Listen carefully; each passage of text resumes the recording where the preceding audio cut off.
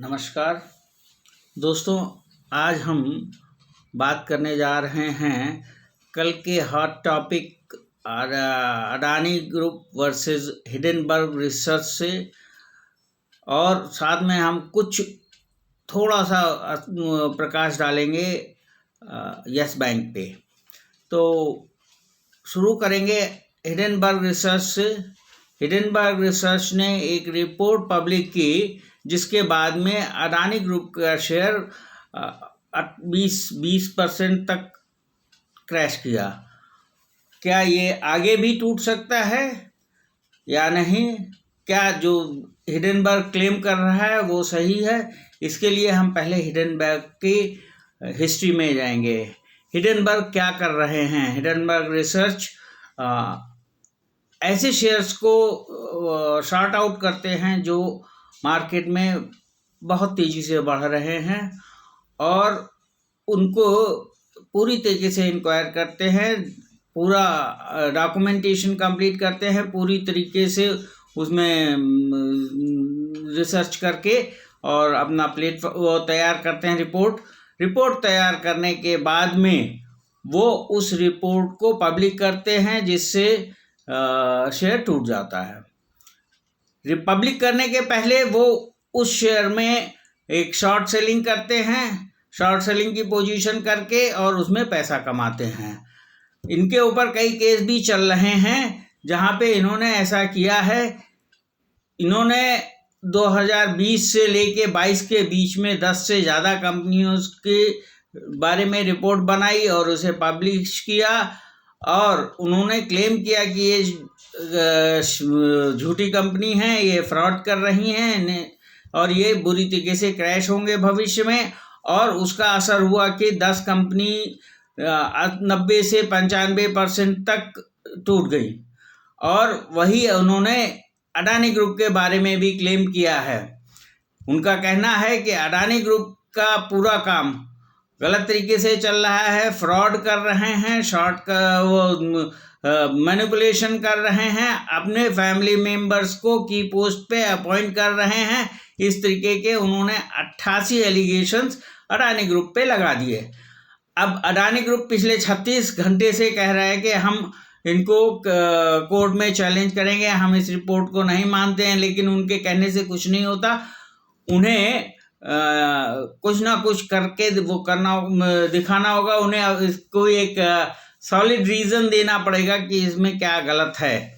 अगर वो ऐसा नहीं कर पाते हैं तो उनके ऊपर जो शॉर्ट सेलिंग का खतरा है वो मंडराता रहेगा और उनका शेयर टूटता रहेगा, और इसमें जो है रिटेल इन्वेस्टर फंसते रहेंगे।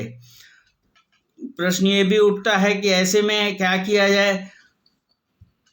अडानी ग्रुप को चाहिए कि वो अपना पक्ष मजबूती से रखे। अगर वो मजबूती से रख के इसमें निकल आते हैं तो अडानी ग्रुप मजबूत होगा और उनका शेयर वापस अपने मेन उस पे आएगा। अगर वो नहीं रख पाते हैं अपना पक्ष तो उनका शेयर क्रैश होता रहेगा और 80 से 90% तक भी टूट सकता है। उनकी मार्केट कैप जो लाखों करोड़ की है वो कुछ हजारों करोड़ में आ जाएगी। इसका असर रिटेल इन्वेस्टर्स और जो NHI हैं उनके ऊपर पड़ेगा। तो इससे इस ग्रुप से थोड़ा सा दूरी बनाएं। और जहाँ तक सवाल ये है कि हिडेनबर्ग ने क्या किया है, अभी तक उन्होंने जीनियस ग्रुप और HC वर्क, निकोलस कंपनी की तरीके के 10 कंपनी को एक्सपोज किया है, और कोर्ट में उनका प्ली यही रहता है कि हम इन्वेस्टर्स को बचाने के लिए इस तरीके का एक्सपोजर करते हैं जिससे रिटेल इन्वेस्टर्स बच सके। तो उनका उसमें अडानी ग्रुप आया है।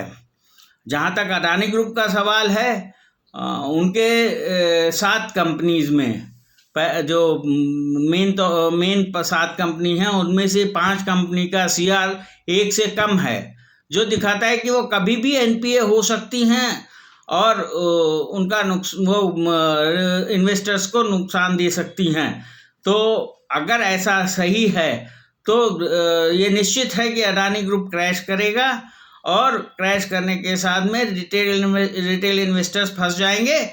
आज की डेट में बहुत से ऑपरेटर तमाम तरीके से सक्रिय हैं कि अडानी ग्रुप अगर गिरता है तो उसमें खरीद के पोजीशन बनाई जाए, ये वापस आएगा और फिर से उसी शेयर्स की कीमत वहीं पे पहुंचेगी। लेकिन ऐसा कुछ नहीं होगा। अगर वो कोर्ट में केस को जीतते नहीं हैं, अगर वो अपना पक्ष मजबूती से नहीं रखते हैं, तो ऐसा कुछ भी नहीं होगा। साथ ही में हम आपको ये भी बताना चाहेंगे कि देखिए, इस यस बैंक के 5 करोड़ तक इन्वेस्टर हैं, जबकि अडानी ग्रुप में कुछ लाख इन्वेस्टर्स हैं जिनका बड़ा पैसा लगा हुआ है अडानी ग्रुप में। अगर कोई ऐसे के आता है तो सभी कोई भी डिबेकल होता है तो अडानी ग्रुप के इन्वेस्टर्स हैं वो बुरी तरीके से फंसेंगे। उसी में अब फाइनेंसर्स जो हैं इनके, वो स्टेट बैंक और LIC ने इनका करीब 10% स्टेक इन्वेस्ट किया हुआ है, तो इन दोनों के शेयर भी गिरेंगे। अगर कोई और बैंक जो कि आगे भविष्य में उम्मीद है खुलेगी कि कौन कौन से बैंक ने इन्हें फाइनेंस किया हुआ है और ये कायदे से प्रोटेस्ट नहीं करते हैं, तो उनके शेयर भी टूट सकते हैं। ऐसा पूरी संभावना है। तो इस तरीके से आप बैंकिंग सेक्टर और अडानी ग्रुप से दूर रहें।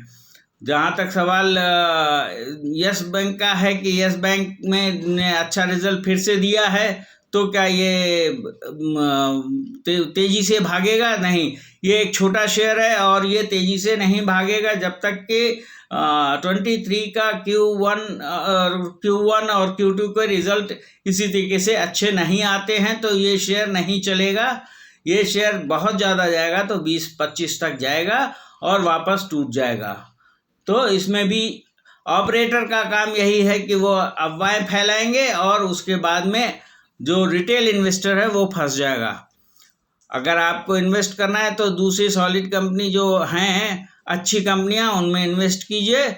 अगर आपको हमारा ये वीडियो पसंद आ रहा है, अच्छा लग रहा है, तो इसे लाइक करें, सब्सक्राइब करें।